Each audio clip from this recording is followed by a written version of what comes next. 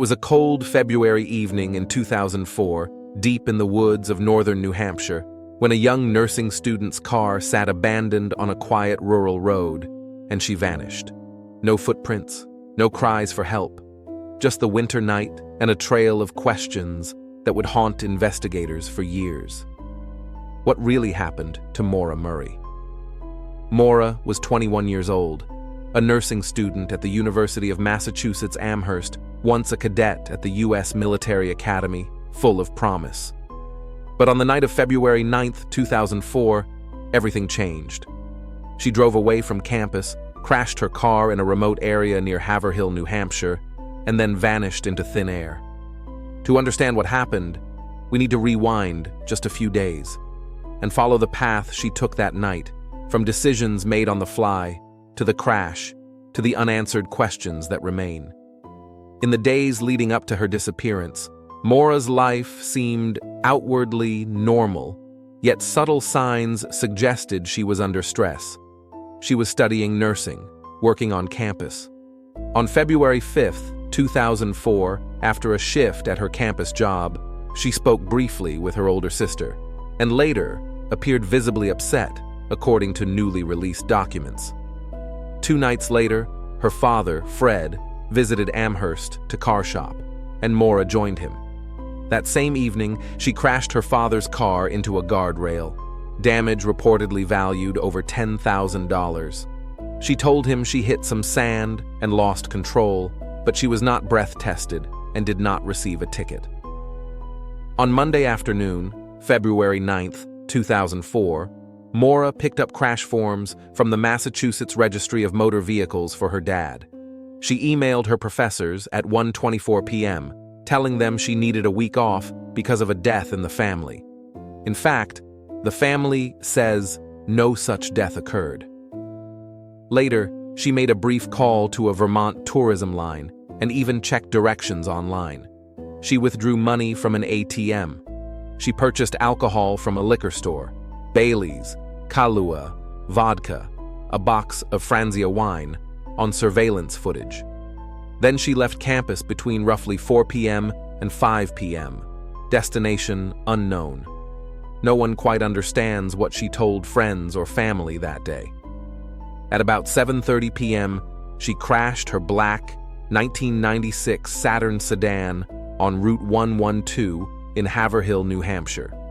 Snow-covered rural roads, limited visibility, the car leaving the road at a curve. The first 911 call came at 7:29 p.m. A local bus driver, Butch Atwood, stopped and asked if she was okay. She said she had already called for help. He left and later entered his bus, then made another 911 call from home at 7:42 p.m., describing seeing a woman in the car, shaken but responsive. When the local police arrived roughly 15 minutes later, the scene appeared unremarkable, except for one startling fact: the driver was gone. Her car was locked, her belongings inside. No footprints in the snow led into the woods. No nearby tracks suggested she walked away. Inside the car, investigators noted a rag stuffed into the tailpipe, something her father had taught her to do to stop a smoky engine, and a soda bottle containing red liquid with an alcoholic odor. Also found, the crash forms borrowed for her father, textbooks, teeth whitener, medication, a boxed wine on the back seat. These items suggested she wasn't planning to vanish forever. They suggested something unexpected halted her night. Over the next days, the search began. Her family traveled to New Hampshire.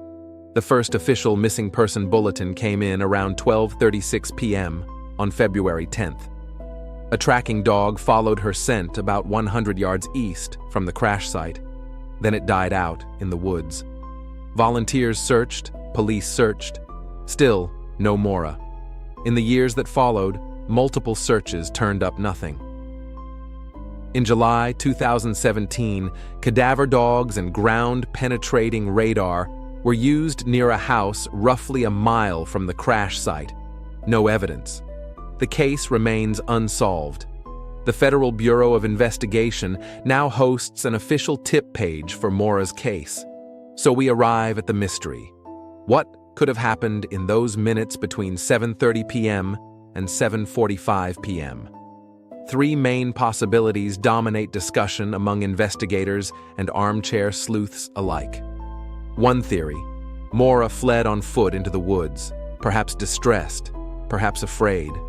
The heavy snow, darkness, and wilderness of the area could mean one misstep would vanish a person without a trace.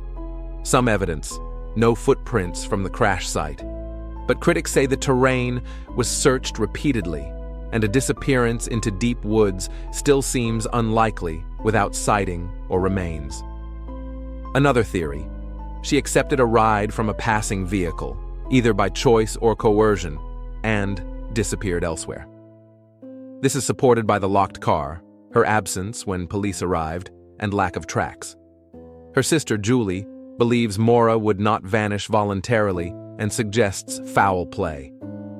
A third theory: she chose to disappear to start over, escape pressures she was facing, but then many object that the evidence doesn't entirely fit. The fact she picked up her father's insurance forms, held on to textbooks, and had no indication of pre-planning a disappearance casts doubt. What makes the case more puzzling is the way the investigation unfolded. Critics say key leads were not pursued, protocols may have been missed, and the remote crash site complicated everything. Law enforcement has treated the case as an active missing person investigation, but no suspect has been publicly identified or charged. In the years since, Maura's disappearance has taken on a life of its own.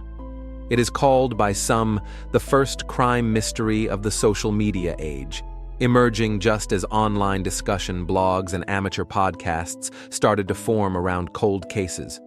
Her case draws volunteers, investigators, bloggers, all combing through snow maps, ATM records, surveillance footage, and obscure leads, looking for something overlooked.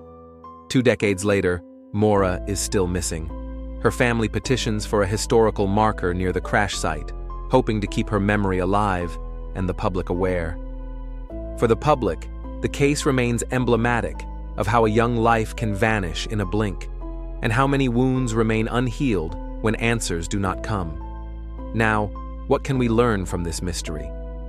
First, that even the smallest decision, a wrong turn in snow, a crash off a quiet road in the dark, can change a life forever.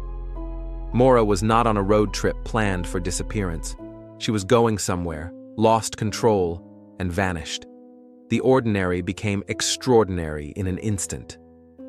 Second, while technology, social media, and public awareness have grown great tools in cold case work, they cannot replace the need for swift, coordinated action in the immediate hours and days after a disappearance. The wilderness, winter weather, and remote crash site worked against Maura. Every hour counted. Third, it reminds us to stay alert to the vulnerability of loved ones, especially when stress, trauma, or isolation are in play. Maura's final hours show she carried responsibilities, worries, and relationships, but apparently ended up alone in an unfamiliar setting. We often assume someone will call for help, but not everyone does. Finally, let Maura's story challenge us to remain vigilant, to ask questions, to speak up, to notice when someone might be reaching out in disguise, and to remember that behind every case number is a person, a family, waiting for closure. Maura Murray's disappearance is not just a cold case. It is a life paused, a hope suspended, an unanswered question. And until someone holds the key, we wait. Perhaps tonight, someone with information will step forward and bring Maura home, one way or another. Thank you for watching. If you have any credible information, you can refer to the FBI Missing Person page for Maura. Let's keep her story alive and remind the world: one person missing is too many.